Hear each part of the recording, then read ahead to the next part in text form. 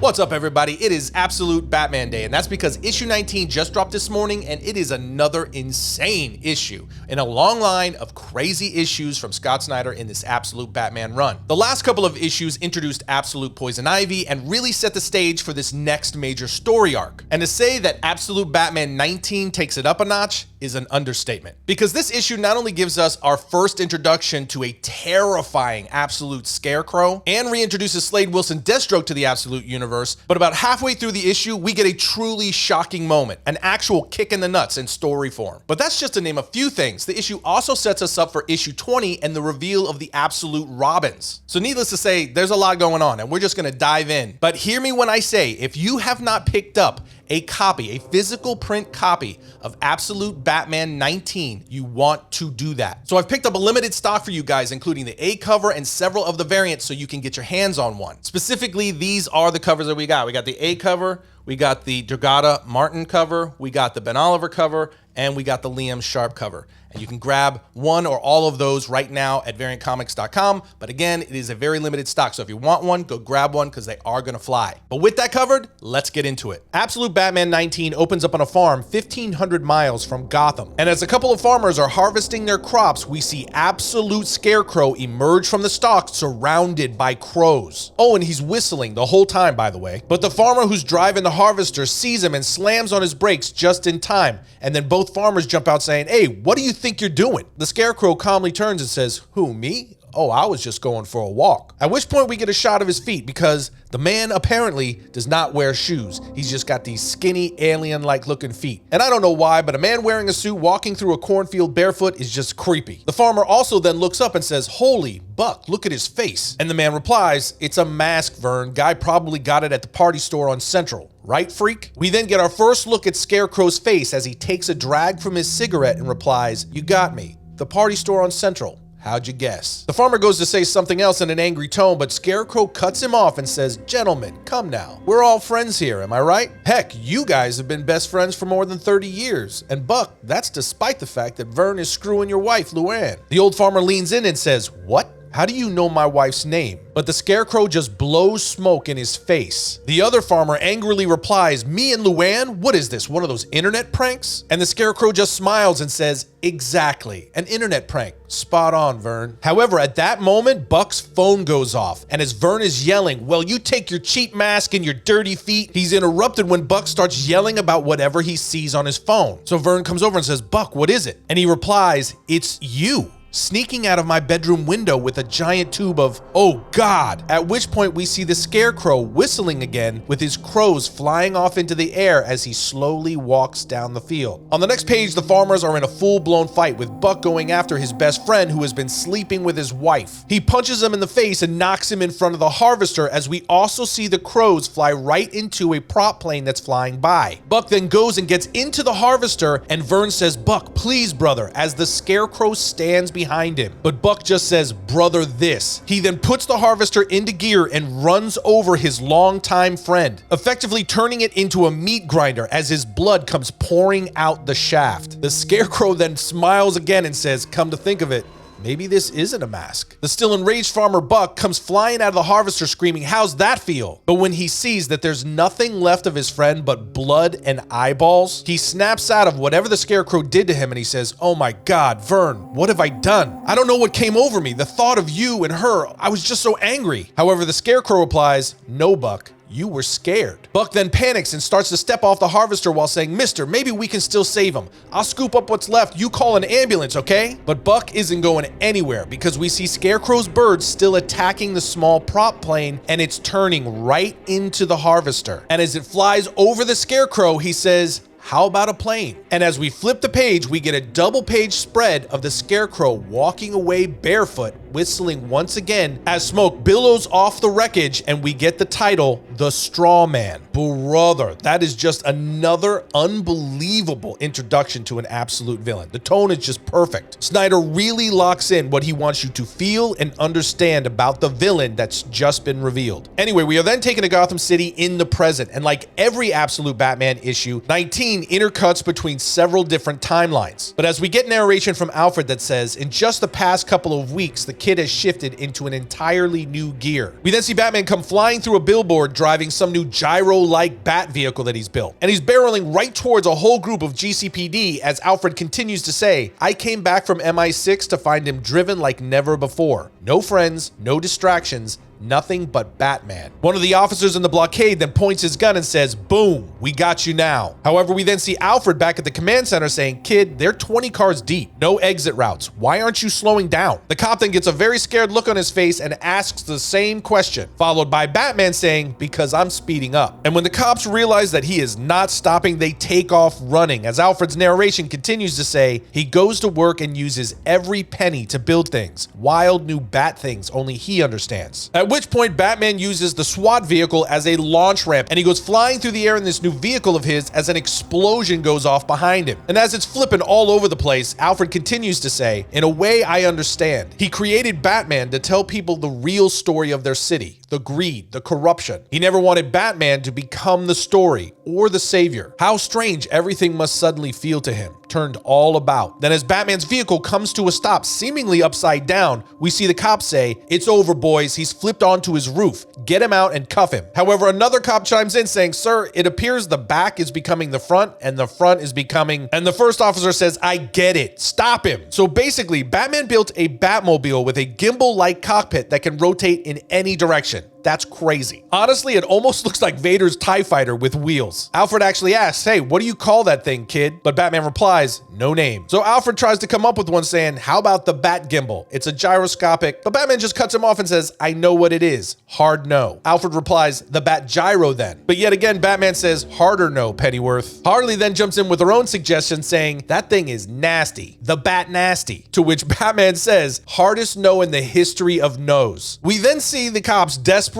trying to keep up with this new Batmobile as Batman flips the car on his side so he can make it skinny and drive down an alleyway, which of course stops the cops from following him because they can't do that. Alfred's narration then continues, I can't say I'm not impressed by what he's become. I understand the need to shut others out. Go it alone, fast and hard so no one can follow. But it does scare me. That strategy can lead a man to dark places where he loses himself. And as we're getting this narration and the cops have called in the motorcycle unit to try to keep up with Batman, we see him emerge in this Bat Gyro on the other side of the alley where the Red Hood gang is waiting for him in a huge van. And they jump out like some IndyCar pit crew and start dismantling the entire Bat Gyro Batmobile, all while screaming, break it down, 30 seconds. And they load all of the parts into this giant van while telling Batman, who's trying to get out of the pod, hurry up, man, out of the Bat Nasty. To which Batman replies, stop calling it that. The remaining Red Hood members then jump in the van while saying, we're out, clothes in the shopping cart, and then take off. Bruce then nonchalantly takes out a trench coat and a hat from the cart, dresses like a homeless man, and starts pushing the cart down the alley. So when the motorcycle unit pulls up, he just points them in the other direction. All while Alfred tells us, still, if anyone can figure a way through, it's this kid. Of that much, I'm sure. On the next page, we jump forward in time and we see Bruce getting off of work at his construction job and heading home. His co-workers go to offer him a beer, but he just keeps walking. And one says, humorous, Bruce, followed by the other saying, yeah, you used to make excuses at least. However, on his way home, as he's walking past an alley, someone whispers to him, hey,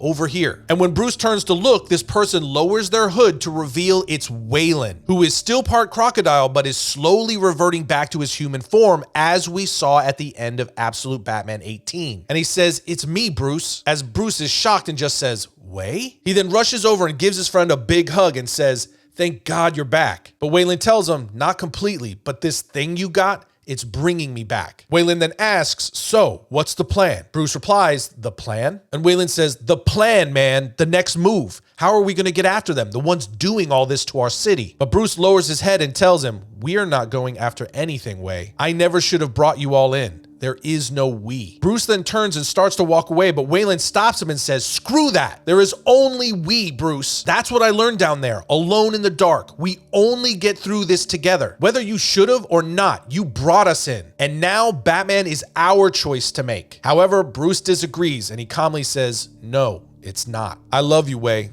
Take care of yourself. As he walks out of the alley, leaving his friend behind, and Way just screams, Bruce, don't do this, man. Bruce! And this triggers a flashback to just after Bruce betrayed Falcone to support Waylon in his fight. And as a reminder, Bruce and Selena stole a bunch of Falcone's money and bet it all on Waylon. So as a result, we find Bruce in jail and Waylon has come to visit him. But when Bruce comes walking out, Waylon sees that he is beat to crap. And when they pick up the phones to talk, Bruce tells him, "You should see the other guys." Waylon asks, "Falcone?" To which Bruce replies, "He's got a lot of friends in here." And Waylon says, "And out here too, because your bail goes up every time we meet it." The guys, Harvey's looking into legal loopholes, Ozzy is backdooring things, Eddie is questioning it all, and me, the fight money you gave me is tied up in the gym purchase. I tried to resell the place, but Falcone has everyone scared to. But Bruce cuts him off right there and says, "Way, you sell that gym and I'll never talk to you again. I took Falcone's money, but I didn't just bet it on you. I bet it on all of us, understand? One of us wins, we all win. I save you, you save me. We all keep saving each other until we all make it out." Bruce then puts his fist up to the glass and says, "Crime Alley for life." As Waylon does the same and tells him, no one can change that. But man, oh man, are we about to shift into another gear. Because on the next page, we are taken back to the present where we find Batman, Alfred, and Harley in his Batcave, if you want to call it that. And they're watching a news feed where Jack Grimm is being introduced at a press conference. Batman says him. He's everywhere all of a sudden. As we see that the press conference is so that Grimm can announce grants to multiple city programs. Alfred then says the charm offensive continues, with Batman replying, "For weeks now. The city loves him." So Alfred, who again has been studying Jack Grimm for a very long time, tells Batman it's how he operates. He's laying groundwork. And Batman asks, "For what though?" To which Alfred replies, "Nothing good. We need to stay vigilant." Now at that moment, a bat alarm of sorts goes off on all the computers, and Batman says, "What is all this?" And Harley, who's sitting in like a lawn chair or something, just says, "Us being vigilant." Batman says, "Harley." And as she ticks away on her laptop, Harley replies, "What? It's just a little something I whipped up. Still testing it. People can send a distress beacon to your cowl when they need help. I call it the bat signal. It's all untraceable, encrypted. It's not like folks out there can just be calling you on the phone." At which point we see Jim Gordon does exactly that, calling Bruce on his cell phone. And while Bruce doesn't answer for many people, he does for Jim Gordon. And when he answers, Jim asks Batman to meet. However, when he's on his way out, Harley says to Alfred, "We're all going to jail, aren't we?" So Alfred just looks at her and tells her, "Probably." We are then taken to a rooftop where we find Jim Gordon smoking a cigarette. And he appears to be extremely anxious, so when he hears Batman walking up, he pulls his gun saying, "Who's there?" However, Batman reveals himself and Jim tells him, "Man, you move fast for a big guy. I'll have to get used to that, won't I, if we're gonna make meeting like this a thing." Now, as a reminder, in Absolute Batman issue 18, Jim revealed to Bruce that he knows he's Batman. So for Jim, he's not just meeting with Batman, he's meeting Bruce Wayne. And Bruce asks him, "Mr. Gordon, on the phone, you sounded upset. Scared." Jim then starts lighting up another cigarette and answers, "I suppose I did. How to say this? Look, over the last few weeks since your mother left, I've been doing some digging. It started with questions about the past, but what I found, it changes everything. Not just the past, but the present too.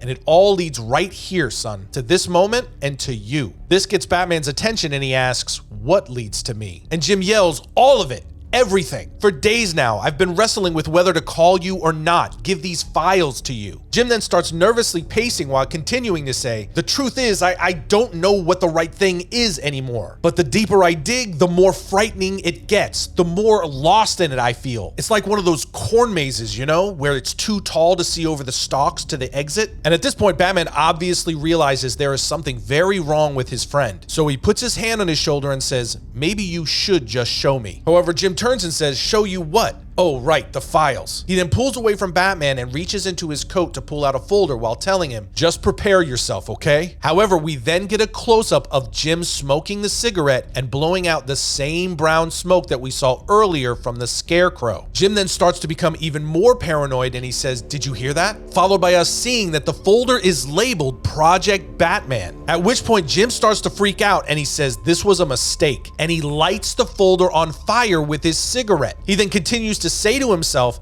"I should never have come here." And as Batman approaches him, he realizes that Jim has set his own arm on fire while trying to light the folder. So Batman screams, "Look out, your arm!" And Jim pats out the flames while saying, "Clumsy me." Jim then starts looking around nervously once again as Batman tells him, "Mr. Gordon, just come with me. We'll get you some help, okay?" And as we see a crow screeching, Jim tells Bruce, "I'm afraid it's too late for that. Just promise me you'll burn those files." Bruce looks at the files burning on the ground as Jim continues to say, burn them, son, please. Just before he is swarmed by crows, Batman then tries to tell him, it'll be okay, Mr. Gordon. But as he's trying to swat the crows away, he says, no, if you won't burn them, I'll do it myself. Jim then turns and walks towards the edge of the rooftop while saying, trying to stop me. The birds, his birds, followed by Bruce picking up and starting to read one of the papers in that folder, of which we are only shown a few words. Most of them we can't make out, but we can make out the zoo were and what looks like manipulated or manipulation underneath it. But whatever it says, it absolutely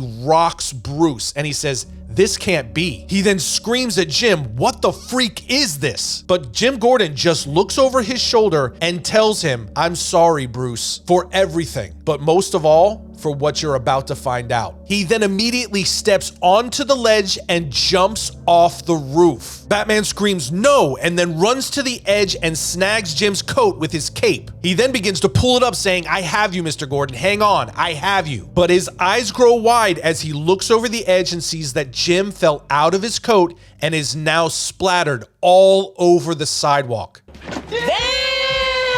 Holy goat balls, Scott Snyder just killed Jim Gordon in horrific fashion. And to make matters worse, a whole bunch of bystanders who saw Jim fall look up to see Batman leering over the edge. And they say, look up there, Batman, he killed him? The clearly shocked Bruce backs away from the ledge, but when he looks up, he sees a whole bunch of other people looking at him through their windows. And as the reality of what just happened sets in for Batman, we also see across the street in another window the dim glow of a cigarette lighter, followed by a view of Scarecrow, who was watching the entire thing. Bro, you thought I was exaggerating when I said something was coming that was going to change everything for the Absolute Batman story. And mind you, we still don't have any idea if Martha Wayne is still alive. Because if you remember, also at the end of the last issue, she was seemingly shot and killed by the Court of Owls. Now, I still don't think that that's going to end up being the case, but hey, after seeing what just happened, you never know. And maybe the craziest thing about Jim Gordon's death there is that it's not even the end of the issue. It's not the cliffhanger. Because when we turn the page, we are given another flashback to when Bruce was in jail. But this time, someone has bailed him out and he's greeted outside by Jim Gordon, who tells him, I was going to talk to them about setting your bail right so your mom and I could pay it, but it looks like someone beat us to the punch. Bruce then assumes that it was Waylon and his friends. That is until Falcone's car pulls up. He then realizes exactly what just happened and he goes walking toward the car. When Bruce gets close, Falcone rolls down the window and asks, you know why I'm getting you out? Bruce then leans on the car and responds, so I stop beating the crap out of your boys, Falcone? However, Falcone is unfazed and he casually tells Bruce, I know it wasn't just you who took my money. It was her too. Your little sweetheart, Selena. And the very fact that he mentions Selena's name enrages Bruce and he says, screw you, I'm going back inside. And Falcone replies, your choice, but the debt is yours and hers. Either you work it off or she does. So obviously Bruce is not going to let that happen to Selena, so he gets in the car, but not before Jim Gordon tries to intervene saying, Bruce, you don't have to get in that car. Talk to me. And as the car pulls away, Jim says, I'm here for you, son. Then to rub salt in a gaping wound, we cut back to the present to find Batman collapsed on the floor of his Batcave. And he's saying to Alfred, I had him. Alfred then tries to console him saying, it's not your fault, kid. But Bruce can't hear anything and he just continues to say, for that 1 second, I had him. We then cut to Gotham Hospital where we see Harvey Bullock come rushing in and Barbara Gordon crying on a chair. Bullock asks, Babs, tell me he's okay. But all she can do is bury her face in his chest as tears come pouring down. Now, everything after this sets us up for what is about to happen in Absolute Batman issue 20. Because we are taken to a press conference where Mayor Hill is making a special announcement about Jim Gordon's death. And he starts by saying, fellow Gothamites, I come to you with tragic news. Former Mayor Jim Gordon is dead. Killed by the Batman. As we see a ticker stretched across the bottom that says Batman murders former mayor James Gordon. Mayor Hill then goes on to lie about how he and Jim were friends and how Jim was happy that he's the one who won instead of himself. But someone walks up and tells him that's enough. So Hill stops to save himself the embarrassment and says, right.